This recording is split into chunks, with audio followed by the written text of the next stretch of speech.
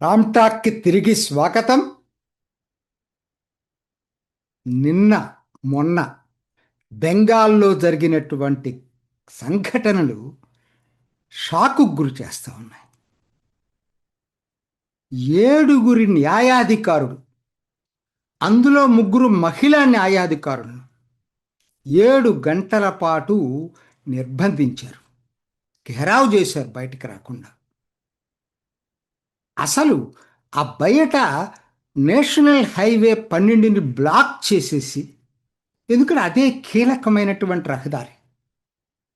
మనం chicken neck, ఇంకొంచెం పైకి వెళ్తే చికెన్ నెక్, ఇదే దగ్గర ఈ రహదారి ఆ బ్లాక్ చేయటం ఏంటి? నార్త్ సౌత్ బెంగాల్ మధ్యలో కనెక్షన్ లేదు, ఇంకా అది బ్లాక్ చేయటం వల్ల. ఇది ఒక ట్రైలరా? చికెన్ నెక్కలో రేపొద్దున చేయటానికి ముందుగా వేసినటువంటి కుట్రనా? ఎందుకంటే ఇందులో ఎంతమంది విదేశీ అక్రమ వలసదారులు ఉన్నారో తెలియదు.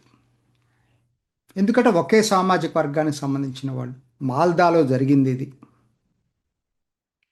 అయితే అది అక్కడతోటి ఆగలేదు. చెప్పేది వింటే ఆశ్చర్యంగా ఉంటుంది. డిస్ట్రిక్ట్ కలెక్టర్ రెస్పాన్స్ ఉండదు, చీఫ్ సెక్రటరీ రెస్పాన్స్ ఉండదు, హోమ్ సెక్రటరీ రెస్పాన్స్ ఉండదు. కలకట్టా హైకోర్టు చీఫ్ జస్టిస్ స్వయంగా డిస్ట్రిక్ట్ కలెక్టర్కి ఫోన్ చేస్తే తీలేదు. చివరికి చీఫ్ సెక్రటరీ, హోమ్ సెక్రటరీకి ఫోన్ చేశారు. అసలు అసలు అది వింటుంటే అడ్మినిస్ట్రేషన్ లేదు అక్కడ. అంటే ఇది కావాలని జరిగింది. అది మీరు దీన్ని ఒక్కటే చూడకూడదండి. దీనికి ముందుగా మమతా బెనర్జీ ఎటువంటి ప్రకటనలు ఇచ్చింది, అభిషేక్ బెనర్జీ ఎటువంటి ప్రకటనలు ఇచ్చాడు, అవి కూడా మనం పరిగణలోకి తీసుకోవాలి. ఎందుకంటే ఒక్క ఓటర్ లిస్టులు లేకపోయినా లక్షలాది మంది వచ్చి నిర్బంధిస్తారని చెప్పి అభిషేక్ బెనర్జీ స్వయంగా చెప్పాడు. నేను ఎందుకు చెప్పాల్సి వస్తుందంటే ఇదంతా ఒక ప్లాన్డ్గా జరుగుతుంది. ఎందుకని? ఒకటి, ఆవిడకి ఎస్ఐఆర్ ఇష్టం లేదండి. ఎస్ఐఆర్ ఇష్టం లేదు. అందుకని చెప్పి ఎట్లయినా సరే దీన్ని ఆపాలి. ఆపటం కోసం ఆవిడ అధికారులకు భయం ఏంటి? ఇవాళ మీరు ఎలక్షన్ కమిషన్ చెప్పినట్టు వినొచ్చు. ఆవిడ ఖచ్చితంగా బెదిరిస్తుంది. మీరు రేపొద్దున నేను అధికారంలోకి వస్తాను, నా మాట వినకపోతే మిమ్మల్ని ఎక్కడికో కొట్టేస్తానంటది. ఆ భయం వెంటాడుతూ ఉంటుంది అధికారులను ఎప్పుడూ కూడా.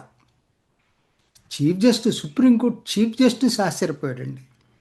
తెల్లవారుజాము 2 గంటల దాకా చీఫ్ జస్టిస్ మేలుకొని మానిటర్ చేస్తున్నట్ట చీఫ్ జస్టిస్ సూర్యకాంత్. ఎందుకంటే వాళ్ళు రావాలి కదా. వచ్చేటప్పుడు తిరిగేమైంది?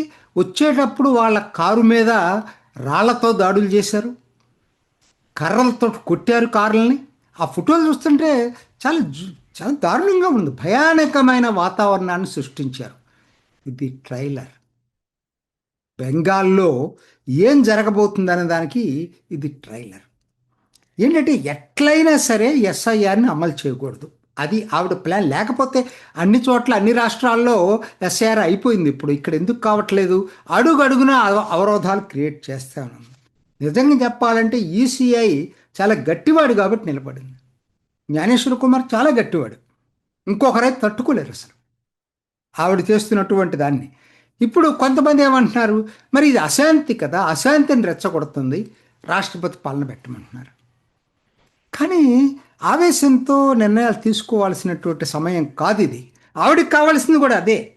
దాన్ని అడ్డం పెట్టి మళ్ళా ఎన్నికల్లో మేము మమ్మల్ని చూసారా, బెంగాలీ అస్తిత్వాన్ని దెబ్బతీశారని చెప్పి మొదలు పెడుతుంది. ఎస్ఐఆర్కి బెంగాల్ అస్తిత్వానికి సంబంధం ఏంటండి? తమిళనాడులో అస్తిత్వం పోయిందా? తమిళనాడులో జరిగింది కదా ఎస్ఐఆర్ మొన్న. అసలు ఆవిడ ప్రాంతీయ విద్వేషాలను రెచ్చగొడుతున్నట్టు, ఒకవైపు అక్రమ వలసదారులకి గేట్లు బార్లా తెలిసి ఓటు హక్కులు ఇచ్చి రేషన్ కార్డులు ఇచ్చటమే కాకుండా ఎక్కడ దాకైనా వెళ్ళగలుగుతుంది అధికారం కోసం, నిలబెట్టుకోవటం కోసం. ఇది అందరికీ తెలిసిన విషయం. ఎందుకు అసలు ఆవిడ భయపడుతుంది ఏంటి అనేది ఒకటి ఎస్ఐఆర్, రెండోది అసలు పరిస్థితుల్లోనే మార్పు వచ్చిందండి. ఎందుకంటే ఒకటి, అన్ఎంప్లాయ్మెంట్ ఎక్కడా లేని స్థాయిలో పశ్చిమ బెంగాల్లో ఉంది. మైగ్రేషన్ ఆఫ్ లేబర్ ఒకనాడు ఏంటి, మనకు తెలిసి జార్ఖండ్, మధ్యప్రదేశ్, ఉత్తరప్రదేశ్, బీహార్ నుంచి వెళ్ళేవాళ్ళు. ఇవాళ మైగ్రేషన్ ఆఫ్ లేబర్ పశ్చిమ బెంగాల్ నుంచి బాగా ఉన్నారు. లేదు అసలు ఇప్పుడు 60లో 10% పైగా ఉందండి. 10.5% జీడిపిలో బెంగాల్ జీడిపి వాటా, బెంగాల్ రాష్ట్ర వాటా ఇవాళ ఎంత ఉందో చూడమనండి. మరి మిగతా రాష్ట్రాలు ప్రోగ్రెస్ అవుతుంటే ఇది ఎందుకు కావట్లేదు? ఉత్తరప్రదేశ్ ఒకనాడు బీమార్ రాష్ట్రం, ఇవాళ మరి టాప్ 3లోకి ఎట్లా వచ్చింది? ఇవి ఒకనాడు ఏంటంటే జనాలకి వీళ్ళు ఏం చెప్తే అదే. ఇవాళ సోషల్ మీడియా వచ్చిన తర్వాత అన్నీ కూడా క్వశ్చన్ చేస్తున్నారు. ముఖ్యంగా అవినీతి, బెంగాల్లో జరుగుతున్నంత అవినీతి ఓపెన్గా సుప్రీంకోర్టే టీచర్స్ అందరి ఉద్యోగాలను క్యాన్సిల్ చేసింది. ఆ పార్థ చటర్జీ ఆయన ఎవరో వాళ్ళ ఫియాన్సీ దగ్గర ఎన్ని కోట్లు పట్టుకున్నారు. ఆర్జీ కార్లో జరిగింది ఏంటి? మహిళలకు రక్షణ ఎక్కడుంది? అసలు అభివృద్ధి అందరు చూస్తున్నారండి సోషల్ మీడియాలో. మిగతా రాష్ట్రాలు ఇంత ఇన్ఫ్రాస్ట్రక్చరు, ఇంత అభివృద్ధి జరుగుతూ ఉంటే బెంగాల్లో ఎందుకు జరగట్లేదని అందరికీ అర్థమైపోతూ ఉంది. అందుకని మొట్టమొదటిసారి భద్రలోక్లో చేంజ్ వచ్చింది. ఇది చాలా ఇంపార్టెంట్ బెంగాల్లో.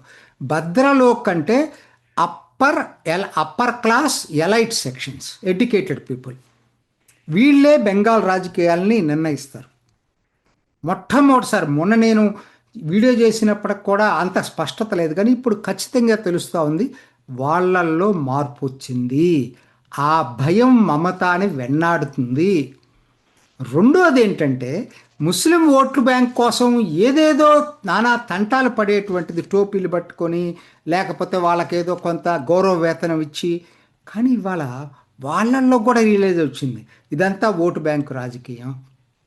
మేము ఎక్కడ వాళ్ళం అక్కడే ఉన్నాం కదా ఇన్ని సంవత్సరాల నుంచి, మరి ఆవిడ పాలనలో అభివృద్ధి ఎక్కడ జరిగిందని వాళ్ళు క్వశ్చన్ చేస్తున్నారు. ఇవాళ ముస్లిం పార్టీలే వచ్చినాయి అక్కడికి.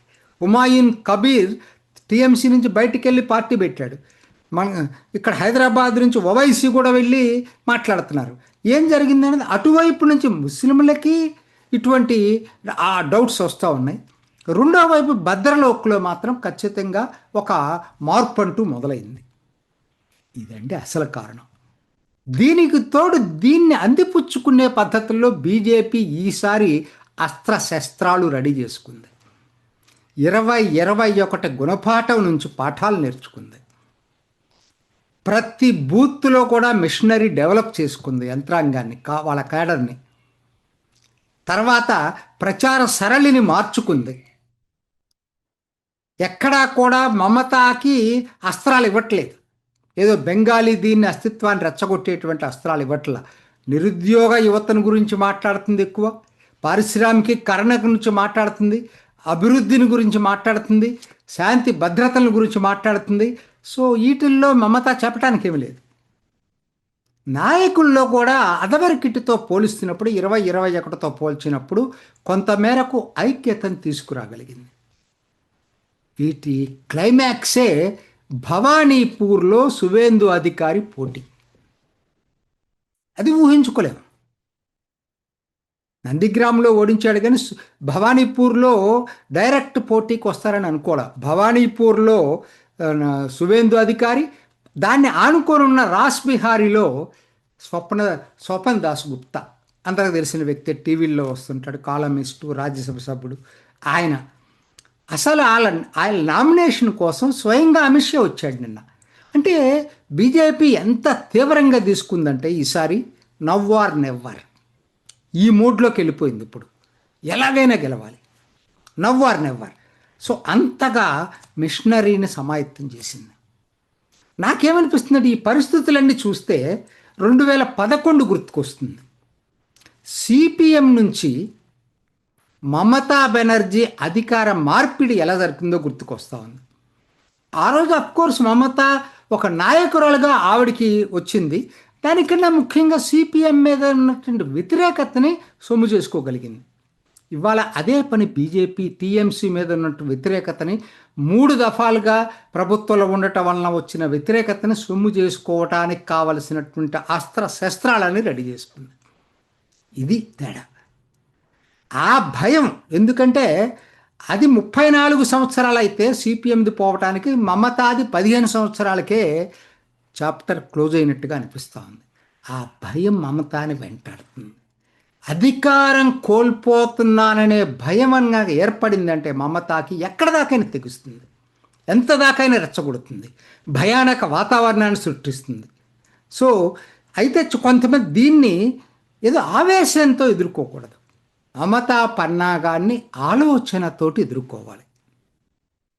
దీన్ని చాకచక్యంగా హ్యాండిల్ చేసి ఎన్నికలు జరపటం ఒక్కటే మార్గం. ఆవిడ ఎన్నికలు ఎట్లా కొట్ట ఆపాలనే ప్రయత్నంలో ఉంది. అందుకే అమిత్ షా మొత్తం తన శక్తి యుక్తులన్నీ కూడా బెంగాల్ మీద కాన్సన్ట్రేట్ చేశాడు.